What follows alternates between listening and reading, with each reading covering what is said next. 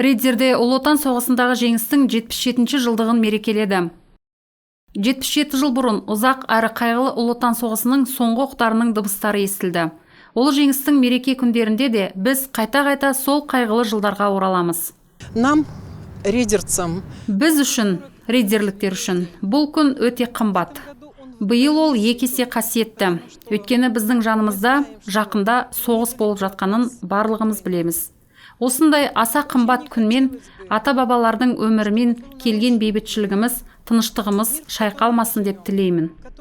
Тыл еңбеккерлерінің ауыр өмірімен келген тыныштығымыз. Өкініштісі, қаламызда Ұлы Отан соғысының небәрі 4 қатысушысы тірі. Әрине, олардың денсаулықтарын айтпай-ақ қояйын. Қазақстанның билігіне, ардагерлерге қамқорлық көрсетіп жатқандарына алғыс айтқым келеді. Әрқайсысы 1,5 миллионнан алды.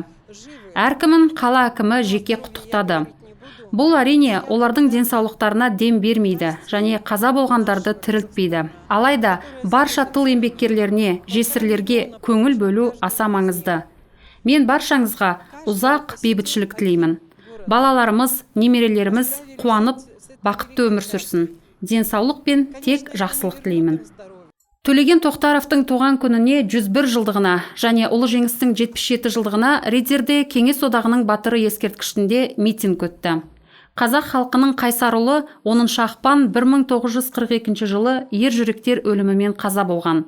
Неміс жаулаушылармен шайқасу майданында әскери тапсырманы үлгілі орындаған үшін және сол кезде көрсеткен ерлігі үшін Төлеген Тоқтаровқа өлім мен Кеңес одағының батыры атағы берілді. Митинг қатысушылары шайқаста қаза тапқандарды үнсіздік минутымен еске алды. Митинг батыл сарбаздың ескерткішіне гүлдер қоюмен аяқталды.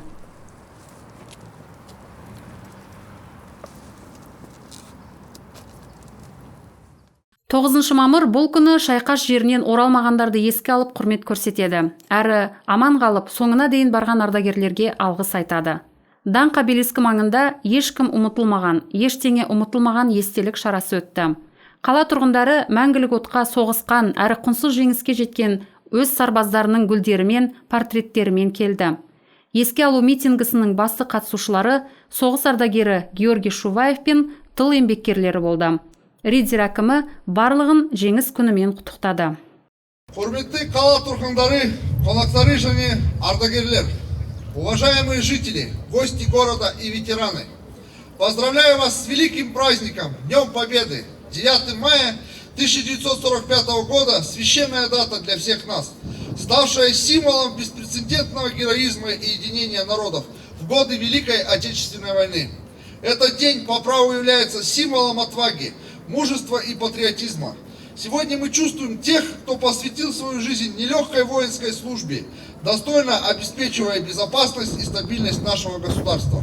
Вечная слава героям, подарившим нам возможность счастливо жить и воспитывать своих детей. Крепкого здоровья, бодрости, духа, энергии и долголетия нашим уважаемым ветеранам.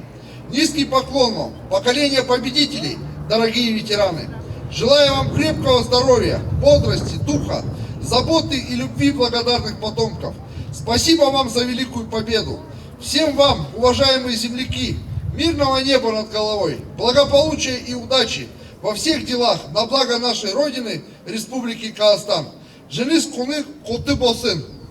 Соғыс жылдарындағы оқиғалар қаламызда тұрып жатқан көптеген отбасыларды айналып өтпеді. Лениногордан майданға 12,5 мың адам кетті. Жерлестеріміз қаһармандық әрі әскери еңбектері үшін ордендермен, медальдармен марапатталып, 7 адам Кеңес одағының батырлары деп танылды. Үнсіздік минутымен отанымыздың еркіндігі әрі тәуелсіздігі үшін шайқастарда қаза тапқан лениногорлықтар, риддерліктерге құрмет көрсетті. Риддердегі естелік митинг даңқ обелискіне гүлдер қоюмен аяқталды.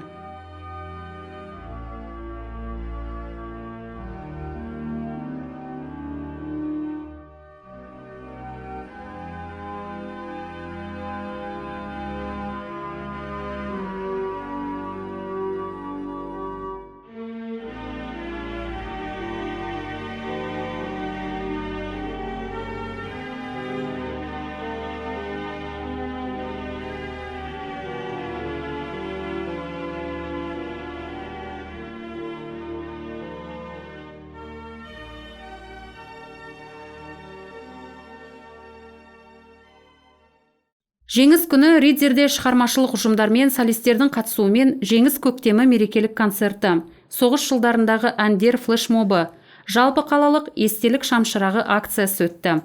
Ридзер жастары ұлы жеңіс мерекесіне қосылып, қаза тапқан сарбаздарды еске алып, құрмет көрсетіп, ардагерлерге жеңіс және бейбітшілік үшін алғыстарын білдірді. Акция қатысушылары 77 шамшырақ жақты. Бүгін Ридзер қаласында жеңістің 77 жылдығына арналған іс-шаралар өтуде. Соның бірі қазіргі біз келіп отырған өз отыңды жақ акциясы. Бұл акцияға жастар орталығының ұйымдастыруымен 77 шырақ әкеліп орнатып жағу жоспарланған болатын. Бірақ та халықтың көптігінен өз еріктерімен келіп, әркім өз шырағын алып келудің нәтижесінде өте көп шырақ жағылып, қазір адамдардың қарасы өте көп ағылып келіп жатыр. Барлығы өз оттарын жағып, ата-бабасына, кешегі осы жеңісті алып келген аға буын өкілдеріне деген құрметін көрсетуде. Барлықтарыңызды мерекемен құттықтаймын. Әрқашанда бабаларымыздың ерлігі осы бүгінгі жеткізген жеңіс күні әрқашанда әрқайсымыздың есімізде және мәңгі есімізде сақтаймыз. Болашақтан болашаққа бұл естелікті жеткіземіз деп айтамын. Барлықтарыңызды мерекемен құттықтаймын.